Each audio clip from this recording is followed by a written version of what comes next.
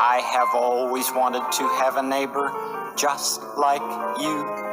I've always wanted to live in a neighborhood with you, so let's make the most of this beautiful day. Hey, welcome back everybody to Mr. Willis's Neighborhood. Today is episode 9. Remember last time we met, we talked about terracotta soldiers and we talked about ancient China. Today we will also be talking about ancient China and we will be discussing the Great Wall. Before we get started, today's Tribon question is, what does California, Oregon, and Washington, the state of Washington, have in common?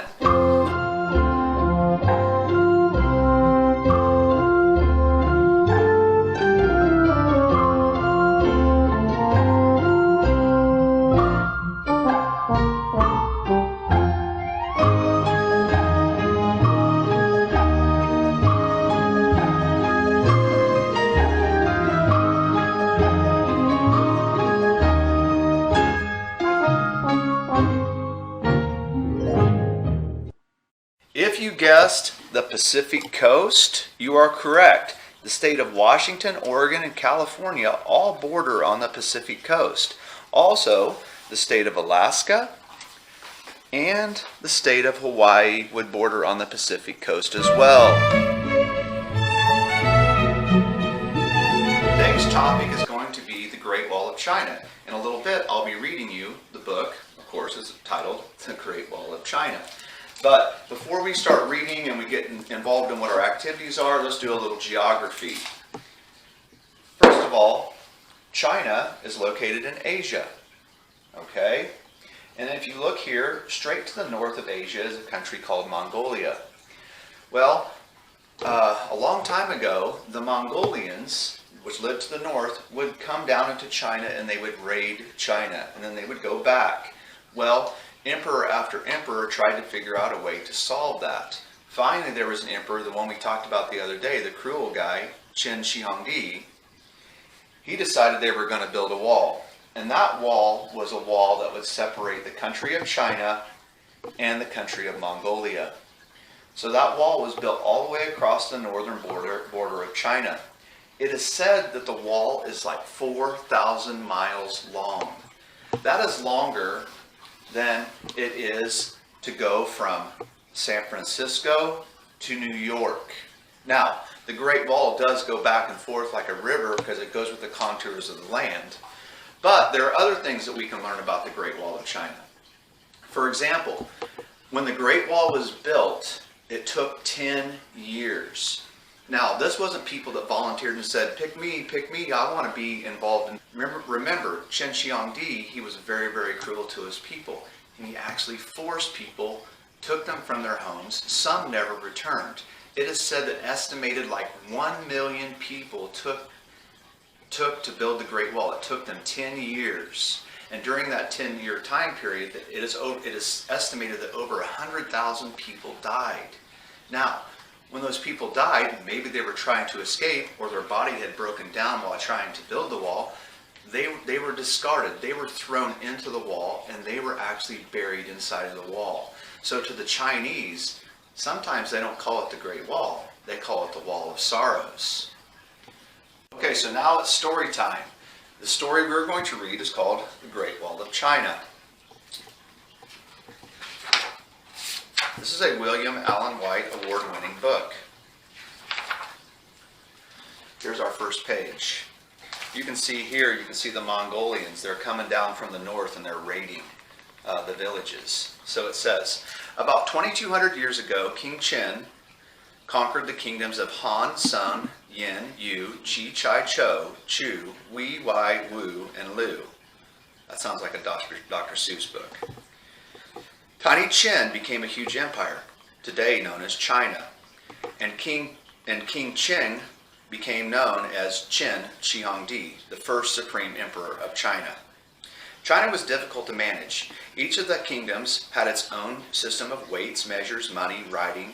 A grain of rice in Chao did not weigh the same as it would in Chou. The hat size in Han did not weigh the same, or was not the same in Sung. Money earned in Chai could not be spent in Chu, and officials in Wu could not read reports from officials in Lu. But the emperor brought order to this unwieldy land. He made the systems of weights, measures, money, writing the same everywhere. He even made everyone wear the same color, black. Bringing order to his empire was not Chen Shi Huangdi's only problem. In the north, fierce Mongol horsemen raided villages. They attacked people and stole their goods. The Mongols threatened to invade all of China. So one thing that Chen Shi Huangdi did do that was positive is he actually took everything and he standardized it so that the systems of measurement was the same everywhere. Okay, continuing. This is supposed to be Chen Shi Huangdi. And of course you can see the soldiers in the background. The guards flung a man at the emperor's feet. His clothes were torn and caked with mud. He had run a long way with the news. He trembled with fear. "O mighty sire," he cried, "the Mongols have destroyed many villages, and my own village, has been burned to ashes. I alone have escaped." Chen Shi Huangdi rose in anger. "I must stop these barbarians," he roared to his royal advisors. And so you can see Chen Shi Huangdi here. This is the guy caked in mud, soldiers in the background. Again, another picture of Chen Shi Huangdi. Doesn't looks like he's pretty angry. "They are cruel," warned Li Su, the prime minister. "They are tricky," said Cao Ke, the head of the household, or minister of the household. "They are strong," declared General Ming Taiyang. "Soon they will fall on us," wailed the emperor's oldest son, keeper of the seals. "What will become of us? How should we save ourselves?" Here you can see the Mongols. The Mongolians are jumping over like little tiny walls that the Chinese had built at one time. "With a wall," Chen Shi Huangdi bellowed. "A wall? What wall?" the royal advisors asked. "We have many walls. None of them can stop the barbarians." And you can see them jumping over the wall, and you can see the people of China. They're very, very scared. "I shall fix the old walls," replied the emperor. "I shall build a new one, a mightier wall. I shall join all of the old walls together. I shall have one long wall across the top of China. It will stretch from Lidiang in the east to Lintao in the west. It will be 6 horses wide at the top, 8 at the bottom, and 5 men high. I shall build it on the edge of our steepest mountains. No Mongol barbarian will be able to go around it, over it, under it, or through it. I will call it, or it will be called, the Great Wall." And here you can see, this is when Chen Shi Huangdi is taking families and he's separating them apart, and he's forcing people to go to build the wall. Chen Shi Huangdi ordered Grand General Ming Taiyang to make preparations. The general's soldiers grabbed criminals, cheats, troublemakers, and anyone the emperor did not like. They dragged humble people from their homes. They forced musicians and teachers and writers and artisans to join the army of workers and take that whining son of mine, Fu Su, the emperor commanded. He even had a son working on the wall. That's crazy. And here they are. They're all going off. They're marching off. When all was ready, Grand General Ming Taiyang mounted his horse. With a wave of his arm, 700,000 workers, 300,000 soldiers, 1 million people in all marched north to build Chen Shi Huangdi's Great Wall. And here you can see how they kind of, the inside of the wall was earthened mound, was like earth that was pounded together, and then they put bamboo sticks on the outside to keep its shape. Tens of thousands of workers were put in fixing the old walls. Thousands more were made to pound earth into thick, high mounds and shape the mounds with bamboo poles. So later the bamboo poles probably would have been removed though. And here you can see, here's the earthen mound in the inside, and then on the outside you can see they're going to line it with bricks like this. Very hard, laborious work. Mobs of workers made huge, heavy bricks from clay. They cut large square stones as well. These they fitted to the side and the top of the earthen mounds. The entire wall from one end of Chen Shi Huangdi's China to the other was faced with brick and stone. here you can see what it looks like, and it's kind of going through the mountains, and you can see the different watchtowers that are made. And here's some people standing on the wall. Every 100 yards, the workers built watchtowers 2 stories high. Now Mongols could be seen coming, warning signals could be sent, and there would be no more surprise attacks. The Mongols watched from distant hills. They were unable to attack because there were so many workers and soldiers on the high slopes. And this is an example of just how cruel it was. Here you can see a soldier whipping people as they're working. No one was allowed to rest. "You there," screamed the soldier, cracking his whip. "Faster, faster, work, work. No idlers here." The Chinese worked day and night. Workers who complained or who ran away were caught and buried alive. Many workers lived out their lives building the wall. Many are buried inside of the wall. Like I said earlier, it's estimated around 100,000 are buried inside of the wall. And here you can see it kind of goes like a wounded dragon all the way across the mountains.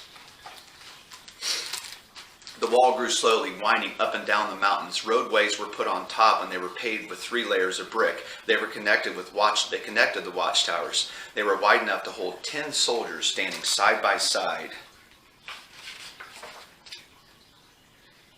And here's Qin Shi Huangdi. He's like, "Hey, look at me. I built this." Finally, after 10 years of labor, the wall was finished. Qin Shi Huangdi came to inspect the Great Wall. He was overjoyed. "I have stopped the Mongols," he shouted. "We are safe at last." So there you go.